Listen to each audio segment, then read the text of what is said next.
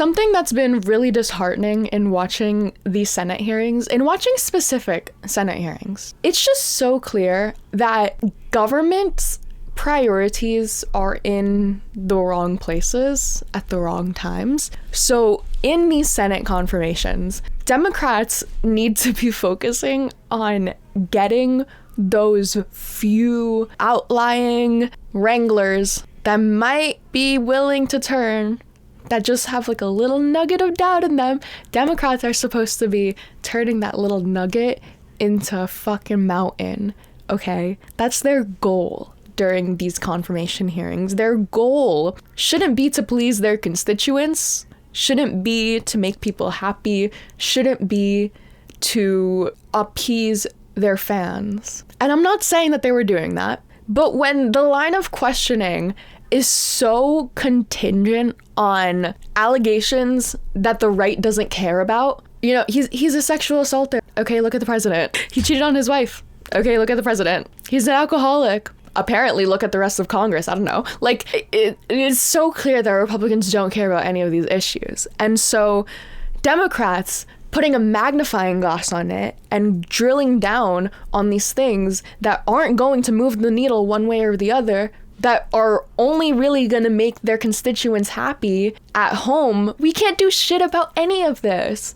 Like, am I happy that Senator Warren and Senator Gillibrand were advocating for women and talking about their importance in the military and talking about how detrimental it is to not have women in the military? Am I sad or upset that Senator Kaine was talking about how disgusting of a character it is for Hegseth to have cheated on his wife after taking an oath and then cheated on his new wife after taking another oath? Like, obviously these are all very disgusting things, and obviously I'm very upset about these things, but these aren't at all the things that I would die on. These aren't at all the hills that I would die on. Even if none of these things were true, he still shouldn't be confirmed. And I just feel like if Democrats had a little bit more organized of a strategy in going after Hegseth, the way that Senator Peters did, we'll get to that, the way that Duckworth did, the way that Kelly did, like, it's an effective way to amplify, to magnify the seeds of doubt that are planted in them. And it's just such a shame that these people didn't do it.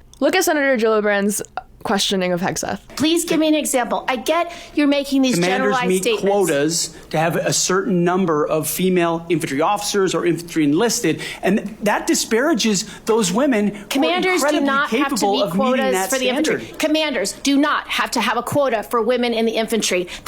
That is good. That is good debunking of facts. That is good and aggressive. Watch how she loses it. That does not exist. It does not exist. And your statements are creating the impression that these exist, because they do not. There are not quotas. We want the most lethal force. But I'm telling you, having been here for 15 years, listening to testimony about men and women in combat and the type of operations that were successful in Afghanistan and in Iraq, women were essential for many of those units. When Ranger units went in to find where the terrorists hiding in Afghanistan or in Iraq, if they had a woman in the unit, they could go in, talk to the women in a village, say, where are the terrorists hiding? Where are the weapons hiding? And get crucial information to make sure that we can win that battle. So you cannot denigrate women in general, and your statements do that. I feel like I'm being lectured by my mom. Maybe this is just because I know a lot about Gillibrand. I'm from New York, okay? I voted for her. She's from upstate, right? She used to be a Blue Dog Democrat in the House. She was like one of those more conservative types. And then when she got promoted or whatever up to the Senate, she became a lot more left. She did like a hard left turn. One of the first things that she did was like for gay marriage, and it was against sexual harassment or assault or whatever. She's been advocating for women and gays her entire career, basically, is what I'm getting at. And so watching Senator Gillibrand's line of questioning be just essentially a continuation of the same policy that she's been doing for the past 15 years of women and gays. Like, I'm sorry, you couldn't put down the New York platform for just the day and just like hardcore quiz him the way that Duckworth was. You couldn't just absolutely grill into him. And even if you wanted to focus on, okay, what about the women, what about the gays, you could have pulled up like some historical facts of, can you name me one woman general? Can you name or bring up a historic example? Can you name me the person that did XYZ at this time? Can you name me the reason that we accomplished XYZ? Like, why was it so soliloquial? Is that a word? Why are you doing a monologue? No one wants to hear you speak. We want to hear him speak. We all knew the Hegseth confirmation was one for the cameras. Okay, Hegseth is literally smirking at them every 4 seconds. He breaks the fourth wall just to over at the camera. Creepy, I know. And we also know that Donald Trump very consistently has a habit of doing something really flashy, really stupid, really extravagant and crazy over here, so you don't focus on what he's doing really shadily over here. And that's exactly what was happening yesterday with the Hegseth nomination, because while we're all tripping about his sexual assault allegations, while we're all freaking out about his alcoholism and the fact that Senator Mullen just admitted that Congress has an alcohol issue. I'm part of the issue, okay? I was freaking out about this too. I'm part of the problem. I'm only human. Russell Vought was in his confirmation. It was boring as hell. No wonder no one was talking about it. Who wants to watch a Senate confirmation where all they do is show graphs and budgets back to back to back to back? But at least you could tell that the intended audience with that one was the senators in the room, because I had no idea what they were talking about. I couldn't follow along half the time. But I watched it, and the line of questioning that stood out to me the most was from Senator Blumenthal, because it seemed so inconsequential. And the more I thought about it, the more I was like, wait a minute, hang on. That is just insane. Did he suggest that he doesn't want Congress to vote on our budget anymore? Like, what? Again, Senator, I'm not going to get ahead of the policy process of the incoming administration, but when it comes to responding to the disasters, the president has always been someone that cares deeply about these areas and getting them. I'm talking about the Ukraine funding, which I believe is essential. The Congress believed it's vital. It's been authorized and appropriated. Will you release that remaining $3.8 billion? Again. So just to further clarify, this is from the last CR, I believe, or a bill before that, I don't know. But this has been already approved by Congress. Congress already voted on this.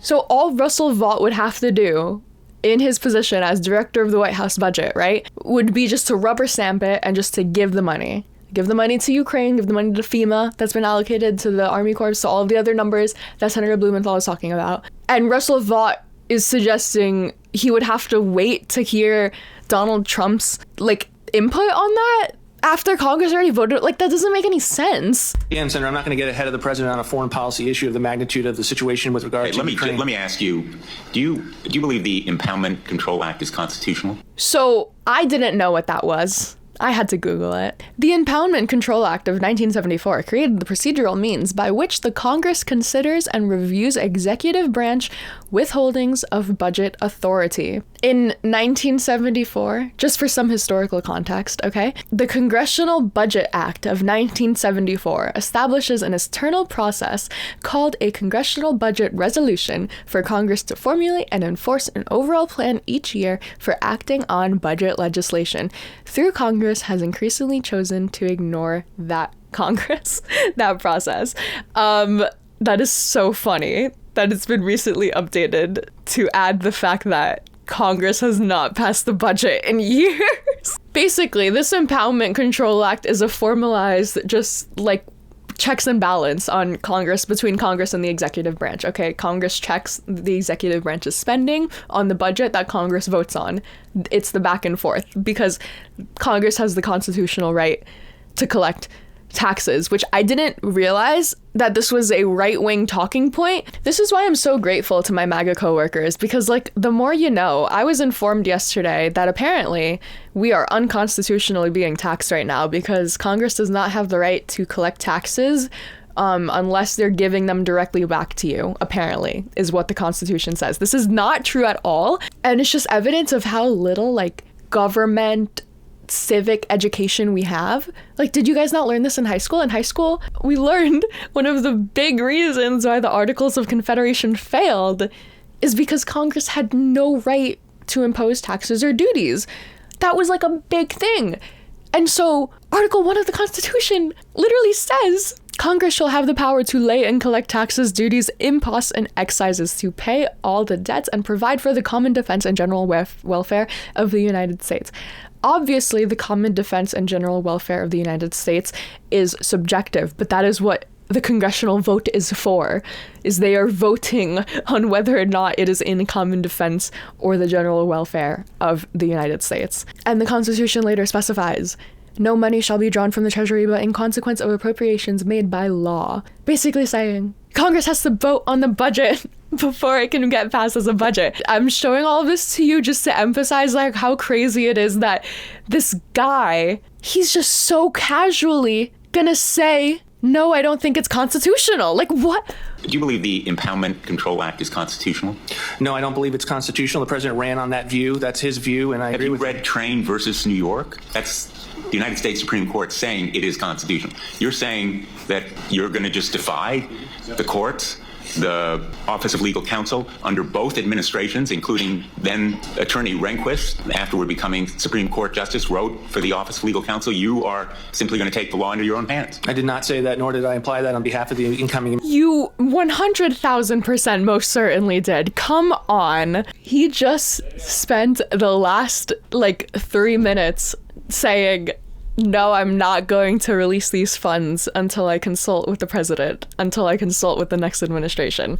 I cannot promise to release these funds, which is against the law, against the Constitution. And then he turns around and says, no, I never implied or indicated anything of the sort. The doublespeak is insane.